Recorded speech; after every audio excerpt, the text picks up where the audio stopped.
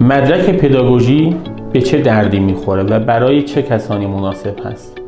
چه مباحثی توی پداگوژی تدریس میشه؟ اینا سوالایی هست که بیشتر از ما پرسیده میشه.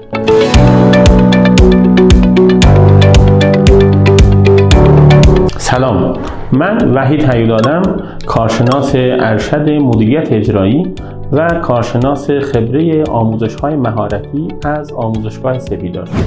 حرفه پداگوژی شامل مباحث کلاسداری، روش‌های آموزش، نیازسنجی آموزشی، بحث‌های ارزشیابی و مواد آموزشی و کمک آموزشی هست. این حرفه برای افرادی مناسب است که می‌خواهند در حوزه فنی مرفی شده و تدریس رو شروع بکنند. در طول دوره علاوه بر آموزش مطالب تئوری، شما واقعاً کلاسداری رو یاد می‌گیرید و به صورت عملی با کلاسداری آشنا میشید و بعد از طی دوره علاوه بر آموزش نکات طلایی این مهارت به صورت پروژه محور و کاملا عملی در این زمینه حرفه‌ای میشید.